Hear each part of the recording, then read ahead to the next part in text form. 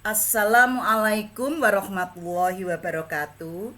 Selamat pagi anak-anak, selamat berjumpa kembali. Semoga kalian sehat-sehat semua. Jangan lupa presensi dulu. Setelah presensi, siapkan semua buku kamu, baik buku catatan, alat-alat tulis maupun buku tugas.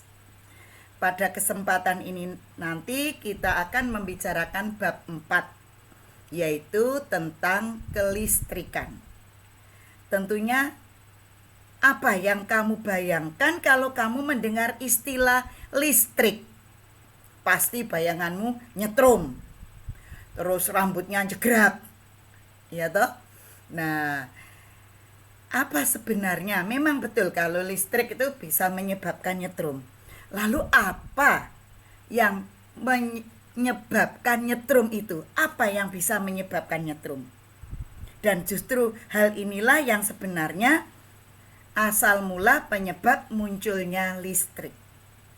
Oleh karena itu, marilah kita bahas bab tentang listrik ini, yaitu listrik statis. Mari kita bicarakan. Oke. Nah, siapkan buku kalian. Kita bicara tentang listrik statis. Apa toh itu statis? Statis di sini dimaksudkan adalah diam. Loh, listrik kok diam? Lah, pada bab inilah akan kita bicarakan bagaimana asal mula listrik. Yang dimaksud dengan listrik statis ini adalah listrik yang tidak mengalir. Listrik yang tidak mengalir berarti dia tidak perlu perantara, tidak perlu penghantar seperti kabel dan sebagainya. Nah, dalam membicarakan listrik statis ini atau listrik tidak mengalir, perlu kita pahami dulu tentang atom. Perlu kita ingat kembali tentang atom. Nah, siapa yang masih ingat apa itu atom? Nah, kita kembali sebentar mengingat tentang pengertian atom. Yang dimaksud atom adalah bagian atau partikel terkecil dari zat atau unsur yang sudah tidak dapat dibagi-bagi lagi. Nah, kita ambil contoh atom dari salah satu zat padat misalnya. Nah, ini kita bicarakan. Kita upamakan ini suatu zat padat yang bulat-bulat hitam ini kita bayangkan sebagai atom. Kita umpamakan atom. Apabila zat padat ini dipecah atau dipotong, nah seperti ini, kemudian kita ambil salah satu atomnya. Nah, ini atom. Ternyata dari sebuah atom ini bisa terurai menjadi atau dibedakan menjadi beberapa bagian, di mana atom punya bagian-bagian, yaitu yang di tengah ini yang namanya proton yang bermuatan positif, dan ada yang namanya neutron yang netral, di mana proton dan neutron ini terkungkung di dalam inti atom yang disebut nukleon. Jadi nukleon atau inti atom terbentuk dari proton dan neutron. Kemudian inti atom atau nukleon ini dikelilingi oleh partikel yang namanya elektron, oleh muatan yang namanya elektron, yaitu bermuatan negatif. Nah, yang bisa berpindah-pindah itu adalah elektron, sedangkan proton tetap ada di dalam inti. Ya, ini adalah bagian-bagian atom. Ya, sudah paham anak-anak? Sekali lagi, atom terdiri atas proton bermuatan positif, neutron netral, proton dan neutron terkungkung atau membentuk suatu inti atom yang disebut nukleon. Nukleon dikelilingi oleh muatan negatif yang namanya elektron. Iya. Nah, di dalam teori atom dikatakan bahwa atom terdiri dari partikel-partikel, proton bermuatan positif, elektron negatif, neutron netral. Proton dan neutron membentuk inti atom atau nukleon yang dikelilingi oleh elektron. Tadi gambarannya sudah ya. Kemudian elektron dalam mengelilingi inti atom pada tingkat energi tertentu. Semakin jauh dari inti, energi elektron semakin kecil. Kalau tadi kita lihat proton dan neutron jumlahnya sama, maka saat itulah atom dikatakan netral. Jadi pada atom netral itu jika jumlah proton dan elektronnya sama. Karena sesuatu hal bisa digosok atau diinduksi, elektron mudah berpindah ke atom lain, sehingga menyebabkan atom menjadi bermuatan. Nah, inilah yang menyebabkan pada benda kenapa bisa bermuatan. Ya. Atom bermuatan positif jika atom kekurangan elektron, di mana jumlah proton lebih besar atau lebih banyak dari jumlah elektron. Sedangkan atom dikatakan bermuatan negatif jika atom kelebihan elektron, di mana jumlah proton lebih sedikit daripada jumlah elektron. Nah, kita ambil contoh beberapa model atom. Atom hidrogen yang punya tanda atom H. Nah, ini. Kita lihat, coba kita lihat. Di dalamnya hanya ada proton yang bermuatan positif, tidak ada neutronnya. Lalu dikelilingi oleh elektron yang bermuatan negatif. Maka di sini atom hidrogen dikatakan terdiri atas satu proton, satu elektron, dan tidak punya neutron. Ya. Berikutnya contoh yang lain, atom helium. Kalau kita tinjau di sini atom helium, berapa protonnya? Iya, ada 2. Berapa elektronnya? Ada 2. Berapa neutronnya? Ada 2. Seperti yang awal mula saya pakai untuk contoh tadi. Ya. Contoh yang lain adalah atom litium yang punya tanda atom Li. Nah, perhatikan di sini. Protonnya ada berapa? Ada 3. Neutronnya 3. Elektronnya juga 3. Tapi di sini apa yang membedakan atom helium dan litium? Yaitu kulitnya. Untuk atom litium kulitnya ada 2. Kenapa? Karena pada kulit pertama ini hanya mampu dihuni oleh 2 elektron. Maka kalau elektronnya lebih dari 2, dia akan yang satu akan menempati kulit yang ketiga. Ya, di sini atom helium dikatakan terdiri atas 2 proton, 2 neutron, dan 2 elektron. Sedangkan pada atom litium dikatakan terdiri atas 3 proton, 3 neutron, dan 3 elektron, serta mempunyai 2 kulit. Itulah tentang partikel-partikel yang membentuk atom. Nah, kenapa atom bisa bermuatan? Ya, kalau tadi dikatakan yang bisa berpindah hanya elektron, maka di sini dikatakan atom dapat bermuatan listrik bila ada perpindahan elektron. Nah, perhatikan ini ya. Coba saya ulang lagi. Nih, ada 2 macam atom. Satu natrium, satu klor. Di mana natrium punya proton 11, klor punya proton 17. Coba tadi kamu lihat ada perpindahan elektron. Nah, elektron siapa yang pindah? Elektron natrium pindah ke klor. Sebelum elektron ini tadi pindah, dikatakan bahwa proton natrium 11, elektronnya coba kamu hitung. Tuh 2, 3, 4, 5, 6, 7, 8, 9, 10, 11 dengan yang pindah.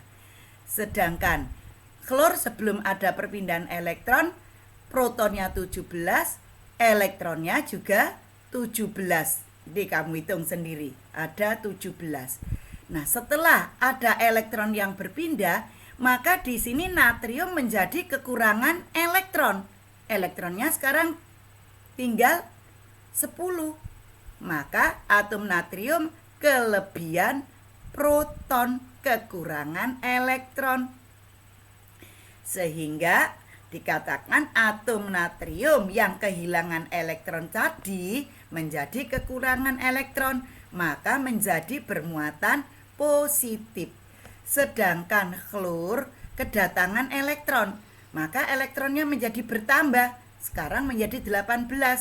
Maka dikatakan atom klor menerima elektron sehingga kelebihan elektron dan klor menjadi bermuatan negatif. Sudah paham anak-anak? Nah, salah satu contoh muatan listrik pada benda. Ini kalau kita lihat ya, plastik ya, penggaris plastik yang digosok dengan rambut dapat menarik bulu ayam. Nah, ini kamu lihat ada penggaris plastik setelah digosok dengan rambut, bulu ayam ini agak jegrak ya, mendekati penggaris. Nah, apa saja benda-benda yang bisa bermuatan listrik bila digosok? Apakah semua benda? Tentu saja tidak. Hanya benda-benda tertentu, dan itu juga tidak banyak. Beberapa contoh bahan atau benda yang dapat bermuatan listrik jika digosok antara lain adalah plastik akan bermuatan bila digosok dengan rambut. Ebonit akan bermuatan bila digosok dengan kain wol. Kaca akan bermuatan bila digosok dengan kain sutra. Maka mari kita tinjau bagaimana proses penggosokannya dan timbulnya muatan. Nah, ini kita lihat plastik dengan rambut. Semula keduanya dalam kondisi netral. Kemudian setelah digosokkan, sok. Jeret. Apa yang terjadi dengan plastik? Ternyata plastik bermuatan negatif. Nah, kenapa plastik bermuatan negatif? Ya, kenapa plastik bermuatan negatif? Berarti plastik ini mendapatkan elektron. Dari mana elektronnya? Dari rambut. Berarti ada elektron-elektron rambut yang pindah ke plastik. Nah, maka dikatakan penggaris plastik yang digosok-gosok dengan rambut, penggaris plastik akan bermuatan listrik negatif karena elektron dari rambut pindah ke penggaris plastik. Ya, selanjutnya ebonit dengan kain wol. Semula keduanya netral. Setelah digosokkan, sok. Jeret. Apa yang terjadi pada ebonit? Ebonit bermuatan negatif. Maka terjadi hal yang sama, di mana elektron-elektron dari kain wol akan pindah ke ebonit. Nah, ini penjelasannya ya. Ebonit yang digosok kain wol akan bermuatan negatif karena elektron dari kain wol pindah ke ebonit. Selanjutnya kaca dengan kain sutra. Semula keduanya netral. Setelah digosokkan, sok. Kain sutra digosokkan ke kaca. Apa yang terjadi pada kaca? Nah, ternyata di sini beda. kaca bermuatan positif. Coba siapa yang tahu? Ya, dalam hal ini hati-hati, bukan proton kain sutra pindah ke kaca. Ingat bahwa proton tidak bisa berpindah. Yang bisa berpindah hanya elektron. Maka dalam hal ini yang terjadi adalah elektron dari kaca pindah ke kain sutra. Akibatnya kaca kekurangan elektron, maka menjadi bermuatan positif. Nah, ini penjelasannya ya. Kaca yang digosok dengan kain sutra maka akan bermuatan positif karena elektron kaca pindah ke sutra. Nah, ini tabel kesimpulan dari percobaan tadi ya. Benda-benda yang digosok plastik, jodohnya pasangannya rambut, ebonit pasangannya kain wol, kaca pasangannya kain sutra. Nah, proses yang terjadi tadi ada pada penjelasan tadi. Maka jenis muatan yang dihasilkan untuk plastik bermuatan negatif, ebonit negatif, hanya kaca yang positif. Ya, ini kesimpulan yang bisa kita buat. Selanjutnya, nah, ada deret tribel listrik. Ya, bisa kamu lihat dari buku paketmu halaman 167. Apa itu deret tribolistrik? Yaitu deretan susunan benda yang menunjukkan bahwa benda akan memperoleh muatan negatif bila digosok dengan benda di atasnya, dan akan bermuatan positif bila digosok dengan benda di bawahnya. Nah, ini tabel deret tribolistrik. Ada beberapa bahan-bahan, ini bisa kamu lihat pada buku paketmu halaman 167. Ya, ini urut-urutannya. Nah, kemudian apabila kita sudah tahu ada benda-benda bermuatan, lalu bagaimana sifat-sifat muatan listrik itu? Bagaimana interaksi antara muatan-muatan listrik? Coba kalau kamu lihat ini, kaca dengan kaca sama-sama positif. Apa yang terjadi? Saya ulang lagi. Nah, kaca positif. Bila didekatkan apa terlihat? Tertolak. Maka dikatakan terjadi tolak menolak. Maka disimpulkan bahwa muatan listrik sejenis bila didekatkan saling tolak menolak. Berikutnya, plastik negatif, kaca positif. Apa yang terjadi bila didekatkan? Nah, saling menarik. Terjadilah tarik menarik. Maka disimpulkan bahwa muatan yang tidak sejenis bila didekatkan saling tarik menarik. Selanjutnya kita tinjau hukum Coulomb. Ada di buku paketmu halaman 168. Ya. 168. Nah, apabila ada dua benda masing-masing bermuatan positif, maka benda yang satu kita namakan muatan pertama. Muatan listrik benda dinyatakan Q. Maka muatan pertama kita namakan Q1, muatan kedua kita namakan Q2. Apa yang terjadi positif dengan positif? Tentunya akan terjadi tolak menolak. Nah, saling menjauh.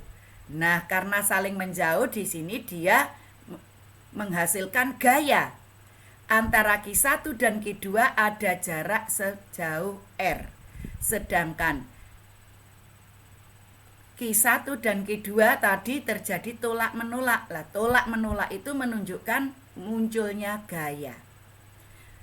Demikian juga bagaimana bila ada dua muatan, positif dan negatif. Tentunya akan terjadi tarik menarik. Nah, saling mendekat. Ya, timbul gaya tarik-menarik. Antara kedua muatan ada jarak sejauh R. Maka dalam hal ini ada 3 faktor yang berkaitan dalam hal ini. Ada 2 muatan yaitu Q1, Q2, ada jarak R, ya, baik yang tolak menolak maupun yang tarik menarik. Ada jarak R, kemudian ada gaya. Ada gaya yang sama jenisnya, terjadi gaya tolak menolak saling menjauh. Yang berlainan jenisnya ada gaya saling tarik menarik. Bagaimanakah hubungan antara gaya, jarak, dan muatan? Maka dinyatakan dalam hukum Coulomb yang sering dikenal dengan gaya Coulomb atau gaya elektrostatis, di mana yang namanya gaya Coulomb atau gaya elektrostatis adalah besarnya gaya tarik atau gaya tolak antara 2 muatan sebanding dengan besar muatan masing-masing dan berbanding terbalik dengan kuadrat jarak antara kedua muatan. Maka dapat dituliskan dengan persamaan atau rumus seperti ini, bahwa F sama dengan K kali Q1 kali Q2 per R kuadrat, di mana F-nya adalah gaya Coulomb yang berupa gaya tarik atau gaya tolak tadi dengan satuannya Newton yang sering disingkat N. Q adalah muatan benda, punya satuan Coulomb untuk mengingat orang yang menemukannya, yang disingkat dengan C.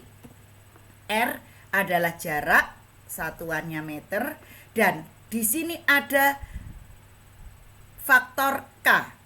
Apa itu K? K ini adalah nilai ketetapan. Nilainya selalu tetap, selalu konstan.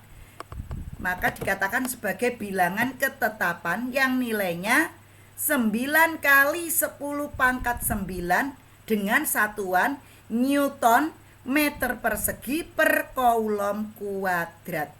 Hati-hati, di sini kita akan membicarakan kepangkatan 10. Minggu yang lalu kamu sudah dijelaskan dalam matematika tentang kepangkatan. Ya.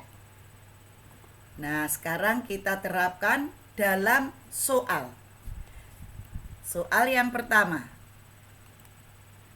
Apabila ada 2 benda masing-masing bermuatan positif 6 Coulomb dan negatif 4 Coulomb, terletak pada jarak 30 cm.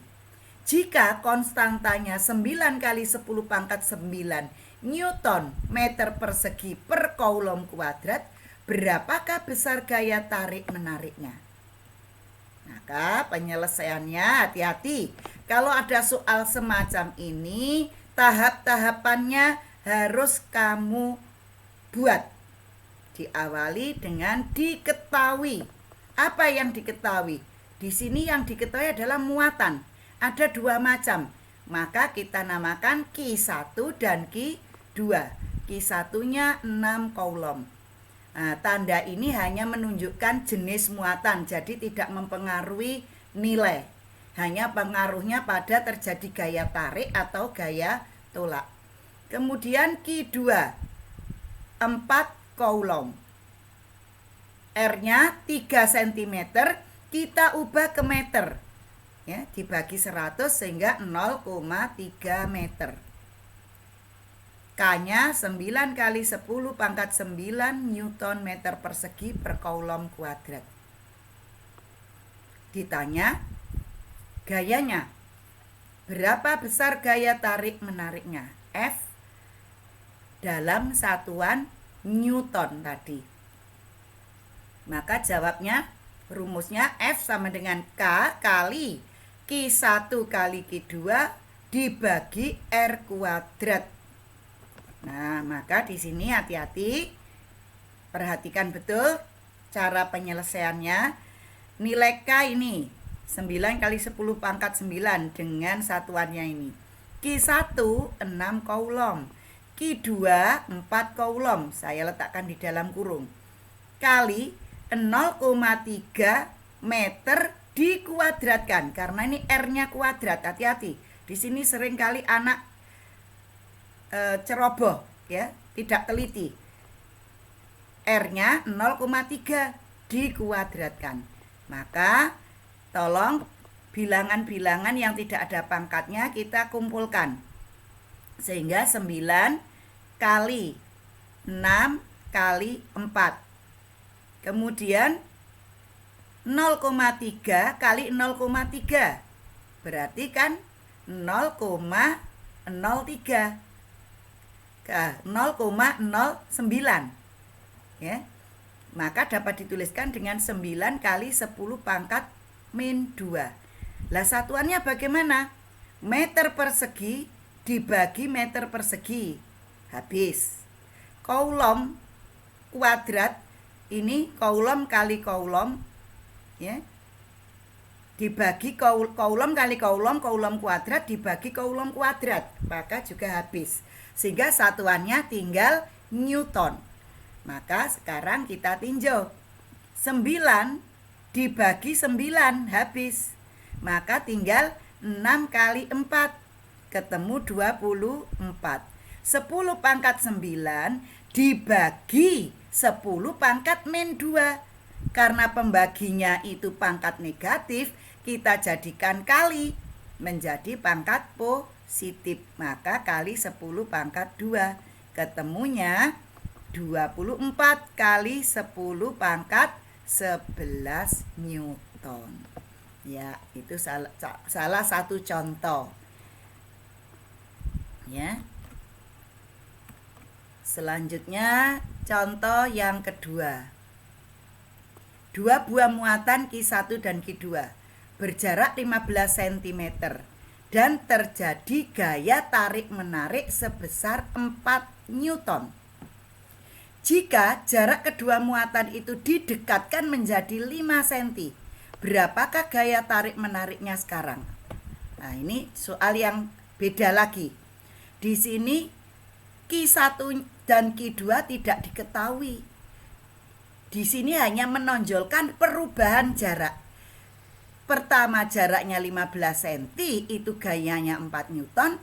Sekarang jaraknya dijadikan 5 cm. Berapa gayanya sekarang? Maka bagaimana penyelesaiannya? Untuk menyelesaikan soal tersebut digunakan rumus F2 per F1 sama dengan R1 per R2 dikuadratkan. Hati-hati bahwa gaya itu berbanding terbalik dengan kuadrat jaraknya. Maka di sini kalau F2-nya di atas, R-nya, R1-nya yang di atas. Berbanding terbalik. Nah, maka penyelesaiannya diketahui ada 2 macam jarak. Jarak pertama R1 15 cm. Jarak kedua 5 cm. Maka dituliskan R1 15, R2 5. Gayanya yang pertama saat jaraknya 15 cm, saat R1 15 maka F1-nya 4. Yang ditanyakan adalah F2, berapa jaraknya, berapa gayanya saat jaraknya 5 cm. Maka kita gunakan rumus tadi, F2 per F1 sama dengan R1 per R2 dikuadratkan. Nah, F2 belum tahu, dibagi F1 4 Newton. Sama dengan 15 cm dibagi 5 cm dikuadratkan.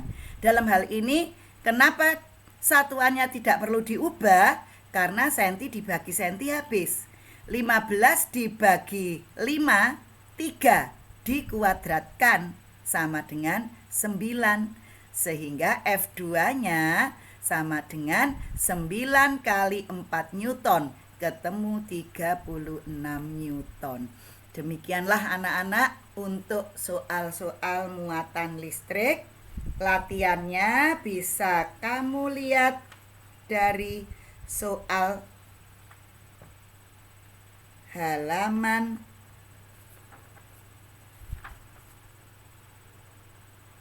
100 kamu catat, halaman 192 nomor 4 ya, dan 193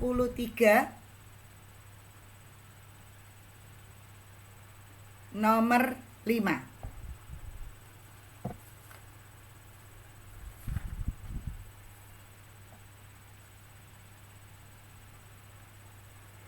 Halaman 195 nomor 2. Ya. Itu sementara itu dulu, ya. Nomor 2. Kita lanjut sekarang. Induksi listrik atau influensi. Nah, apa itu induksi listrik atau influensi? Dijelaskan bahwa influensi atau induksi listrik adalah peristiwa pemisahan muatan listrik positif dan negatif pada suatu benda netral ketika didekati benda lain yang bermuatan listrik. Seperti apa ini? Nah, ini kalau kita lihat benda netral, positif dan negatifnya sama, maka benda ini dikatakan netral. Kemudian benda ini kita dekati dengan benda positif. Coba apa yang kamu lihat? Nah, beberapa muatan negatif mendekat. Sehingga yang berdekatan dengan benda ini, yang berdekatan dengan benda positif bermuatan negatif. Yang berjauhan dengan benda positif menjadi positif, sedangkan yang tengah ini netral. Maka inilah yang dikatakan terjadi pemisahan, ya, terpisah antara positif dan negatif disebabkan karena ada benda lain yang bermuatan. Ini yang dikatakan terjadi pemisahan, yang berdekatan dengan positif, negatif, yang berjauhan menjadi positif. Bagaimana kalau yang didekatkan negatif? Maka akan terjadi kebalikannya, negatifnya menjauh. Maka yang berdekatan dengan negatif, positif, yang berjauhan negatif. Inilah pengertian dari induksi.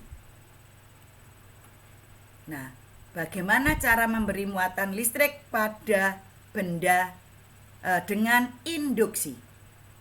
Nah, ini tadi seperti tadi benda netral kita dekati dengan positif. Nah, setelah terjadi pemisahan seperti ini, maka apabila benda ini kita jauhkan, maka akan kembali netral lagi. Lah, bagaimana kita akan memberi muatan? Dengan cara dihubungkan dengan bumi atau dengan tanah. Maka apabila seperti ini, tanah merasakan bahwa ada benda positif. Ingat bahwa bumi atau tanah itu tempat muatan yang sangat besar. Maka dalam hal ini karena di sini yang negatif itu sudah punya pasangan dengan benda yang mendekat tadi, sedangkan yang negatif di sini tidak punya pasangan, maka diisi oleh elektron-elektron dari bumi. Nah, setelah terisi, yang sebelah sini netral, maka hubungan dengan bumi diputus. Benda positif dijauhkan.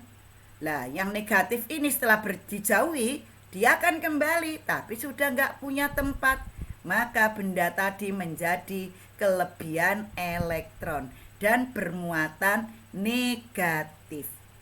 Maka disimpulkan benda netral bila diinduksi dengan benda bermuatan positif akan menjadi bermuatan negatif. Jadi bagaimana cara memberi muatan pada benda? Dengan selain menginduksi dengan cara dihubungkan dengan bumi. Iya.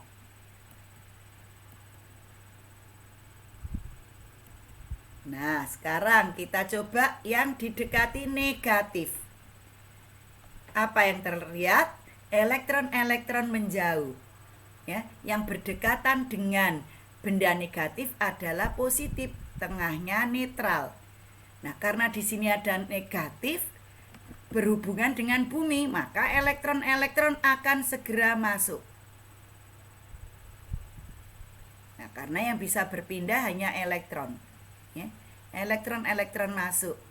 Akhirnya di sini yang tengah netral. Terus benda dijauhkan, hubungan dengan bumi diputus. Benda menjadi kelebihan kelebihan proton sehingga bermuatan positif. Nah, maka disimpulkan benda netral bila diinduksi dengan benda bermuatan negatif akan menjadi bermuatan positif. Kesimpulannya, jenis muatan benda yang terinduksi selalu berlawanan dengan jenis benda yang menginduksi. Nah, selanjutnya kita bicarakan elektroskop. Apa itu elektroskop? Elektroskop adalah alat yang digunakan untuk mengetahui atau mendeteksi ada tidaknya muatan listrik pada benda. Di bukumu ada di halaman 167. Ya. Nah, ini namanya elektroskop. Elektroskop yang sederhana. Skemanya seperti ini. Jadi intinya itu hanya kepala elektroskop yang bentuknya seperti cakram ini, kemudian disanggah oleh batang elektroskop yang terbuat dari konduktor, kemudian ujungnya ada daun elektroskop yang disebut foil, biasanya terbuat dari aluminium foil. Nah, inilah bagian-bagian dari elektroskop. Untuk mengamankan agar tidak terpengaruh oleh luar, kondisi luar, maka foil ini dilindungi, dimasukkan dalam botol kaca. Nah, ini bagian-bagian dari elektroskop. Sekali lagi, kepala elektroskop, batang elektroskop, dan foil. Nah, bagaimana prinsip kerja elektroskop?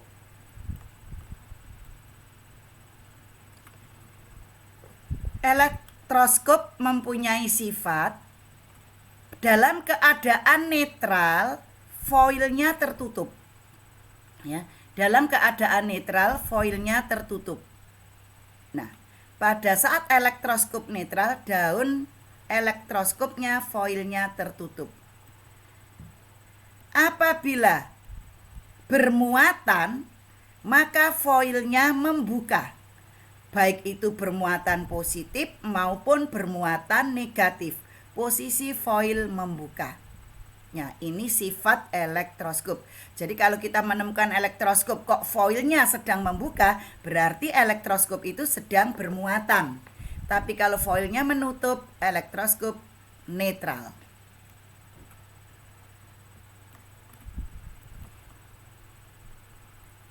Prinsip kerjanya, elektroskop netral bila didekati dengan benda positif. Nah, ini kita awali, kita tinjau elektroskop netral.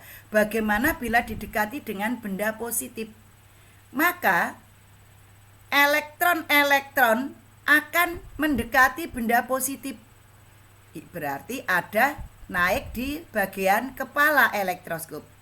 Lah, karena elektron pada naik di bagian kepala, maka foilnya kekurangan elektron, menjadi bermuatan positif. Karena sama-sama positif, terjadi tolak-menolak, maka membuka. Nah, ini bisa kamu baca di sini. Penjelasan saya tadi tertulis di sini. Selanjutnya, elektroskop bila didekati benda negatif. Semula elektroskop netral didekati dengan benda negatif, maka elektron-elektron kepala turun ke foil. Akibatnya kepalanya kekurangan elektron, menjadi bermuatan positif. Foil karena mendapatkan elektron menjadi bermuatan negatif. Karena sama-sama negatif terjadi tolak-menolak, maka foil membuka. Nah, ini penjelasannya. Ya. Oke. Sekarang bagaimana kita cara memberi muatan pada elektroskop? Semula kita lihat elektroskop netral. Kemudian kita dekati dengan benda positif. Nah, ini ada elektron-elektron dari foil naik. Akibatnya kepala bermuatan negatif, foil membuka. Ini penjelasannya. Seperti tadi ya, pada benda sama, untuk memberi muatan, kepala elektroskop harus kita hubungkan dengan bumi. Caranya bisa dengan kita pegang, tapi dengan catatan kita tidak pakai alas kaki. Nah, ini kita lihat. Saya ulang lagi. Nah, coba perhatikan, begitu kepala elektroskop kita pegang, ada elektron-elektron naik. Ya, elektron-elektron dari bumi naik. Dia mengisi bagian foil. Kenapa? Karena foilnya tadi positif. Nah, sehingga foil menjadi netral, maka menutup kembali. Nah, ini penjelasannya. Ya. Kepala elektroskop disentuh tangan, maka elektron dari bumi naik menuju bagian foil, sehingga netral. Dan daun elektroskop tertutup. Apabila tangan kita lepas, berarti hubungan dengan bumi dilepas, lalu benda positif dijauhkan, maka elektroskop menjadi bermuatan negatif dan foilnya membuka. Nah, ini penjelasannya. Ya, ini tentang elektroskop. Ya, dipelajari, dipahami betul. Selanjutnya, ya, ini kesimpulannya ya. Muatan benda terinduksi selalu berlawanan dengan jenis muatan benda yang menginduksi. Tahu maksudnya? Tadi yang menginduksi positif, bendanya menjadi negatif. Apabila yang diinduksikan itu benda negatif, maka benda yang terinduksi menjadi positif. Selalu berlawanan. Ya. Kita bicara tentang medan listrik. Di mana medan listrik adalah ruang di sekitar muatan listrik yang dipengaruhi oleh gaya listrik. Nah, ini ada benda bermuatan. Apabila ada benda lain di sekitarnya, dia akan terpengaruh. Maka akan tertarik atau tertolak. Nah, sehingga di sana ada kekuatan, ya. Seberapa kuatnya medan listrik.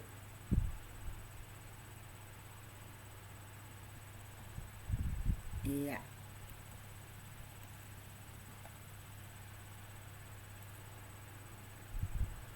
Nah, medan listrik sendiri hanya bisa dirasakan tapi tidak bisa dilihat. Tetapi sebenarnya medan listrik itu berupa garis-garis gaya yang sering diistilahkan dengan garis-garis gaya listrik. Ya, sehingga dikatakan bahwa medan listrik itu digambarkan sebagai garis-garis gaya listrik. Pada benda positif, pada muatan positif, itu garis-garis gayanya bentuknya seperti ini. Ya, demikian juga pada muatan negatif. Sama, bentuk garis-garis gayanya sama, tapi namanya gaya itu selalu punya arah. Nah, arahnya lah yang membedakan. Ya. Arah garis gaya listrik pada muatan positif selalu keluar, diberi tanda panah keluar, meninggalkan. Pada muatan negatif arahnya masuk. Hati-hati ini. Sekali lagi, arah garis gaya listrik pada muatan positif keluar, pada muatan negatif masuk. Nah, sekarang bagaimana bila ada benda bermuatan didekatkan? Bagaimanakah bentuk atau pola garis gaya listriknya? Nah, ini saat benda tarik-menarik. Ya, kamu lihat di buku paketmu halaman 172. Ya. Pada saat terjadi tarik-menarik, maka garis-garis gayanya menyambung.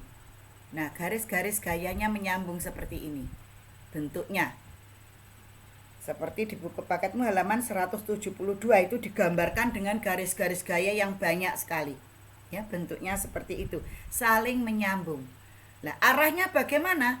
Ke arahnya keluar dari positif menuju negatif. Maka pada negatifnya masuk. Bagaimana saat terjadi tolak-menolak? Nah, ini mau ke sana, ditolak sehingga bentuknya balik. Ya, kembali seperti ini, melengkung seperti ini. Inilah bentuk atau pola saat terjadi tolak-menolak. Pola garis-garis gaya listrik saat terjadi tolak-menolak. Nah, arahnya bagaimana? Kalau ini positif-positif ya semuanya ke luar. Tapi kalau ini seandainya negatif-negatif, maka arahnya semuanya masuk. Hanya arah saja yang membedakan. Nah, ini gambarannya. Garis gaya itu selalu keluar dari positif masuk menuju negatif. Inilah tentang garis-garis gaya listrik yang menggambarkan medan listrik. Ya. Nah, medan listrik sendiri tadi dikatakan punya kekuatan yang sering disebut dengan kuat medan listrik. Apa itu kuat medan listrik? Besarnya gaya tarik atau gaya tolak yang dialami oleh setiap muatan listrik. Nah, kalau ada benda bermuatan, ada benda lain, maka dia akan terpengaruh. Ya. Nah, kuat medan listrik dinyatakan dengan E. Ada jarak. Ya. Nah, maka dapat dirumuskan bahwa E sama dengan F per Q. E adalah besar gaya kuat medan listrik, F adalah gayanya, Q adalah muatan benda. Bisa dirumuskan seperti ini. Ya. Nah, ini pengertiannya. E medan listrik, satuannya Newton per Coulomb. Q muatan benda, satuannya Coulomb. Jarak, satuannya meter. Gaya, satuannya Newton. Potensial listrik. Apa itu potensial listrik? Yang dimaksud dengan potensial listrik adalah besarnya energi listrik yang digunakan oleh setiap muatan listrik untuk saling menjauh. Nah, dapat dirumuskan bahwa V sama dengan V per Q, di mana V-nya adalah potensial listrik, satuannya volt, yang sering disingkat V. Volt sendiri dari satuan Joule per Coulomb. W adalah energi atau usaha listrik, satuannya Joule. Q adalah muatan listrik, satuannya Coulomb. Sekali lagi, potensial listrik adalah energi yang digunakan oleh setiap muatan. Maka rumusnya V sama dengan W per Q.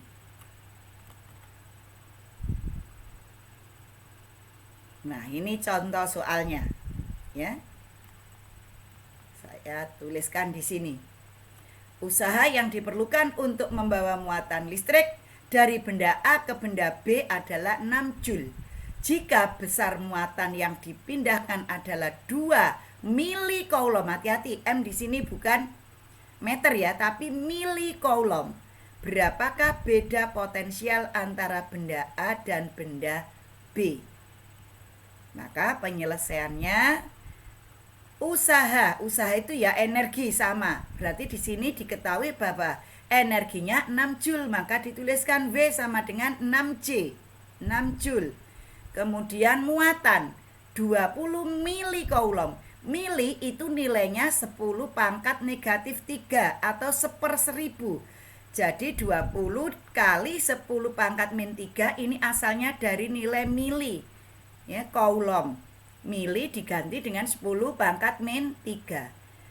Kemudian disederhanakan lagi, nolnya ini diberikan pada pangkat negatif sehingga tertutup 1, maka tinggal 2 kali 10 pangkat min 2 coulomb.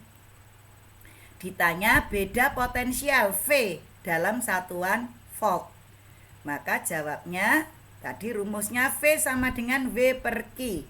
Maka V-nya 6 Joule dibagi Q-nya 2 kali 10 pangkat min 2 coulomb. Maka ketemu 3 kali 10 pangkat 2. Ya, 6 dibagi 2, 3. Dibagi 10 pangkat min 2 dijadikan kali, maka pangkat negatifnya berubah jadi positif. Maka ketemunya 3 kali 10 pangkat 2 volt atau 300 volt. Ya. Ini tentang beda potensial. Ya, beda potensial. Ya. Ada di soal halaman 177 buku paket nomor 1 dan nomor 2.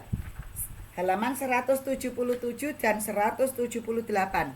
Nomor 1 dan 2. Kamu coba kerjakan.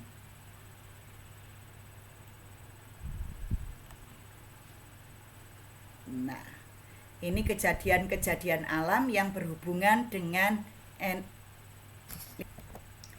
ya, kejadian alam yang berhubungan dengan listrik statis. Terjadinya petir. Masih ingat kan kamu apa itu petir?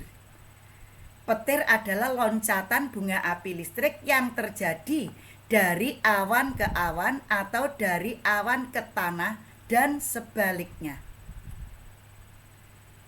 Loncatan bunga api ini dikenal sebagai kilat, menyebabkan udara yang dilalui memuai dengan tiba-tiba sehingga menimbulkan suara yang sangat keras yang sering disebut guntur. Nah, ini beberapa contoh gambar-gambar terjadinya petir. Ya, ini petir yang terbesar di dunia ini. Ya.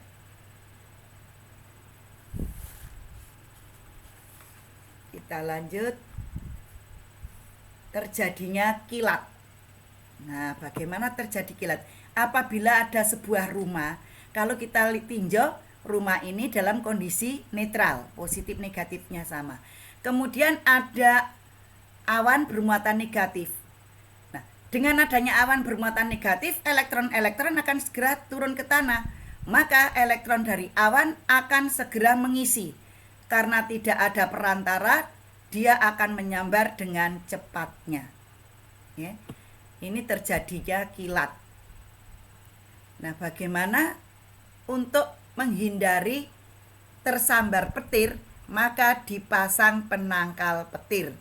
Nah, ini biasanya penangkal di atas rumah-rumah yang tinggi ada penangkal petir yang terbuat dari besi yang ujungnya runcing. Ya, yang ujungnya runcing. Ujung runcing ini sangat peka untuk masuknya muatan-muatan listrik.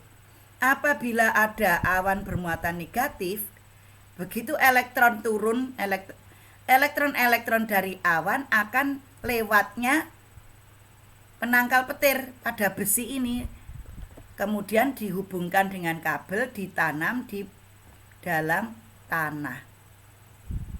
Nah, demikian. Setelah awannya netral, dia akan pergi. Ya, elektron-elektron akan naik lagi. Apabila itu awan negatif, bagaimana bila awan positif yang timbul. Nah, ini terjadi kebalikannya, ya, muatan-muatan positif yang naik.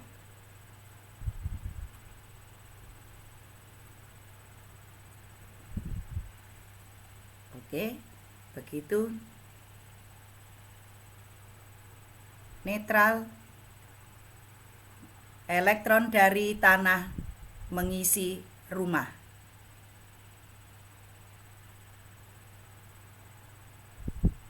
Ya, kamu lihat. Nah, kemudian setelah elektron dari tanah naik, netral, awan pergi. Ada alat yang bisa menimbulkan muatan listrik statis dengan sangat kuat, namanya generator Van de Graaff, yaitu mesin pembangkit listrik statis yang sangat besar. Prinsip kerjanya, timbulnya muatan listrik karena gesekan antara pita karet dengan katrol. Bendanya seperti ini, ya. Ini bola kaca. Kemudian di dalamnya ada 2 katrol dipasang di atas dan di bawah, dihubungkan dengan pita karet. Nah, apabila pita karet ini bergerak, terjadi gesekan, maka karet ini akan bermuatan. Nah, begitu digerakkan, ini bermuatan negatif, ya, bermuatan negatif, maka elektron-elektron ngisi bola kaca. Begitu turun, dia bermuatan positif, diganti dengan elektron atau dimasuki elektron dari bumi. Ya, demikian kerjanya. Maka semakin lama bola kaca ini akan terisi elektron-elektron yang sangat besar. Maka terjadilah listrik statis yang sangat kuat. Inilah alat yang digunakan untuk membangkit listrik statis. Selanjutnya, bagaimana penerapan listrik statis dalam kehidupan sehari-hari yang berkaitan dengan tubuh manusia akan dibicarakan minggu depan oleh Bu Endang. Tolong kamu simak nanti soal-soal yang sudah saya sebutkan tadi, kamu kerjakan di buku tugas, kemudian dikumpulkan. Oke, saya kira materi tentang listrik statis sampai dengan ini dilanjutkan minggu depan. Ya. Billahi taufiq wal hidayah. Wassalamualaikum warahmatullahi wabarakatuh.